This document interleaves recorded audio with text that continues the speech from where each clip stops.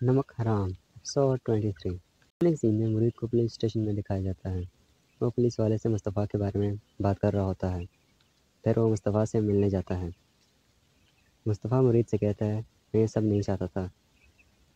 मुरीद कहता है कि आपका निशाना अच्छा है। मैं तो बच गया हूँ मगर आप इस सिचुएशन में फंस गए हैं। मुस्तफ़ा कहता है कि अमीन कुरैशी से मिलना चाहता हूँ। वो आए और आमने सामने बैठ कर बात करें तो मज़ा आएगा। मगर मुरीद कहता है कि सबसे अहम काम तो आपको यहाँ से निकालना है। अमीन के साथ साथ मलाइका से भी बदला लेंगे। मुस्तफ़ा कहता है कि इससे भी बदला लूँगा।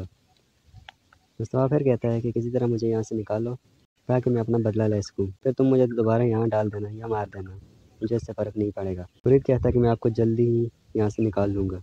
आप वफ़ादार इंसान हैं, आपके साथ इस तरह का सलूक नहीं होना चाहिए। मुस्तफ़ा फिर मुरीद से उसके ज़ाम का पूछता है। मुस्तफ़ा इस पर काफ़ी नादम भी होता है। मुरीद कहता है कि मैं ठीक हूँ। फिर वो वहाँ से चला जाता है। नेक्स्ट सीन में अरसल और मुरीद को दिखाया जाता है। अरसल ऐसे कहता है कि तुमने ये कैसे किया, ये कोई इत्तेफाकी हादसा नहीं था। मुरीद कहता है कि मैंने अपनी वफादारी दिखाई है। अरसल कहता है कि तुम्हें क्या चाहिए, दौलत। इस पर मुरीद मुस्कुराता है और कहता है, मेरे नज़दीक दौलत की इतनी अहमियत नहीं, ये तो आप लोग हैं जो इसे चाहते हैं। मैं तो ये सब रिश्तों के लिए कर रहा हूँ। अरसल कहता है कि रिश्तों के लिए? तुम्हारा ना तो कोई भाई है ना कोई बहन है, तुम्हारा तो कोई भी नहीं है, तो कौन से रिश्ते? मुरीद कहता है कि आपने बिल्कुल ठीक कहा है, मेरा ना तो कोई भाई है और ना है बहन। माँ बाप भी चले गए हैं, लेकिन लोगों के चले जाने से उनसे रिश्ते ख़त्म नहीं होते। मुरीद काफ़ी इमोशनल हो जाता है। फिर वो वहाँ से चला जाता है। नेक्स्ट सीन में अमीन कुरैशी फ़ोन पर बिज़नेस रिलेटेड बात कर रहा होता है। फिर उसे एसपी साहब की कॉल आती है। एसपी साहब उसे कहते हैं कि आपको मुजरिम हमने गिरफ़्तार कर लिया है। अमीन कुरैशी कहता है कि उसने कुछ बताया? तो एसपी साहब कहते हैं कि उसने अपना नाम वगैरह तो नहीं बताया, अलबत्ता ये कबूल कर लिया कि उसने आप पर हमला किया था और वो आपसे मिलना चाहता है। नेक्स्ट सीन में अरसल और उसकी वालिदा को दिखाया जाता है। अरसल उन्हें मलाइका के बारे में बताता है और कहता है कि मुरीद को उसके घर से निकलते हुए मैंने खुद देखा था। उनकी अम्मी कहती कि अमीन कुरैशी के औरतों से ताल्लुकात व मामलात की वजह से अब हमें ये दिन देखना पड़ रहा है। वो काफ़ी फ़िक्रमंद नज़र आती है। पुलिस स्टेशन में अमीन कुरैशी की मुलाकात मुस्तफ़ा से करवाई जाती है। अमीन मुस्तफ़ा को पहचान नहीं पा रहा था, तो मुस्तफ़ा अपना तारुफ करवाता है और कहता है, मैं आपका एक्स मार्केटिंग मैनेजर था और आपके फ्रॉड के लिए पैसे इकट्ठे करता था। अमीन कुरैशी कहता है, तुम इस बात का बदला मुझसे ले रहे हो। तुम जानते हो कि वो अपनी मर्ज़ी से गई थी, मैंने उसे अगवा नहीं किया था। तो मुस्तफ़ा कहता है, वो तो नादान थी मगर आप समझदार थे, मगर आपने ये सब कुछ किया। में हमें मुस्तफ़ा और मलाइका को दिखाया जाता है। मलाइका अपना सामान पैक कर रही होती है। मुस्तफ़ा कहता है कि मलाइका ऐसा ना करो, मैं तुमसे बहुत मोहब्बत करता हूँ, मेरी मोहब्बत की कदर करो। मगर वो कहती है कि मुझे अपनी लाइफ अपने तरीके से जीनी है। मेरी बहुत सारी ख्वाहिशात हैं जो तुम्हारे साथ पूरी नहीं हो सकती, तुम्हारी वजह से उनकी कुर्बानी नहीं दे सकती। मुस्तफ़ा कहता है कि अमीन कुरैशी ने तुम्हें दौलत की वजह से छीन कर ले जा रहा है। याद रखना, ये सब ख़त्म हो जाएगा, इसका दिल भर जाएगा और तुम्हें मोहब्बत नहीं मिलेगी। तो वहाँ अमीन कुरैशी भी मौजूद होता है। मुस्तफ़ा अमीन से कहता है कि आपने दौलत और ताकत से ऐसे छीना है, मगर ये आपको भी धोखा दे सकती है। तो अमीन कहता है कि ये मेरा प्रॉब्लम है, मैं इसे संभाल लूँगा। फिर वो उसे एक ब्लैंक चेक देता है और कहता है कि जितनी रकम चाहो उसमें भर लो। मगर मुस्तफ़ा इसे लेटर से आग लगा देता है। वो काफ़ी अपसेट होता है। प्रेजेंट सीन में मुस्तफ़ा अमीन से कहता है कि मैंने तुम पर भरोसा किया, तुमने अपनी खुशी में शरीक किया, मगर तुमने मुझे धोखा दिया।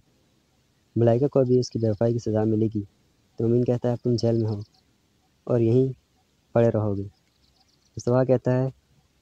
मुस्तफ़ा मुस्कुराता है और कहता है कि अमीन, तुम्हें तो अंदाज़ा ही नहीं है कि तुम्हारे साथ आगे क्या होने वाला है। फिर वहाँ से जाने लगता है तो मुस्तफ़ा कहता है, इस सारे प्लान में मलाइका भी मेरे साथ है, क्योंकि उसे मज़ीद दौलत और ताकत चाहिए। तो मैं तुम्हारी बातों का एतबार क्यों करूँ? फिर मुस्तफ़ा अस्मा के बारे में बात करता है और कहता है, तुम्हारी बेटी तो घर से भाग गई थी ना।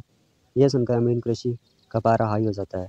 वो उस पर ज़ोर-ज़ोर से चलाने लगता है। एक पुलिस एहलकार आकर मुस्तफ़ा को वहाँ से ले जाता है। सीन में अमीन कुरैशी और बेगम साहिबा को दिखाया जाता है। अमीन कहता है कि पुलिस ने बेगुनाह को पकड़ लिया है, असल मुजरिम कोई और है।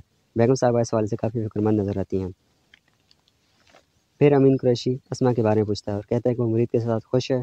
तो बेगम साहिबा कहती हैं कि वो खुश है। वो मज़ीद कहती हैं कि आपने अस्मा के बारे में पूछा, मुझे खुशी और हैरत दोनों हुई। तो अमीन कहता है कि इसमें हैरान होने की वाली क्या बात है, अस्मा है तो मेरी बेटी ना।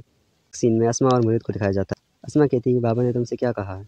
तो मुरीद कहता है, क्या किया है।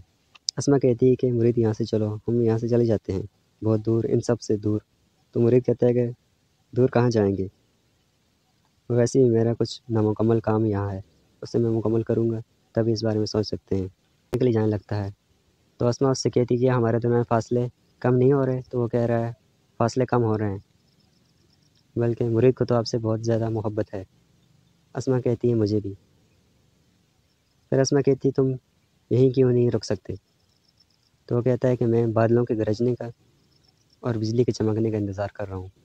ये जवाब सुनकर दोनों मुस्कुराने लगते हैं। एंडिंग सीन में अमीन और उसकी बहन को दिखाया जाता है। अमीन उन्हें भी वही स्टोरी सुनाता है कि असल मुजरिम अभी नहीं पकड़ा गया, यह बेगुनाह शख्स पुलिस के हाथे चढ़ गया है। मगर वो कहती है कि तुम मुझसे झूठ मत बोलो, मैं सब जानती हूँ।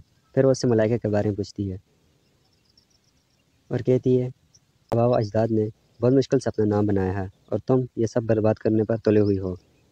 अगर ये बात मीडिया में आउट हो गई तो उसकी वजह से हमारी फैमिली और ख़ानदान काफ़ी बदनाम होगा और इस सब की ज़िम्मेदारी तुम पर होगी और मैं ऐसा कुछ भी होने नहीं दूँगी। वहाँ से चली जाती हैं। अमीन काफ़ी फ़िक्रमंद दिखाई देता है और यहाँ ये एपिसोड ख़त्म हो जाता है। Thanks for watching this video.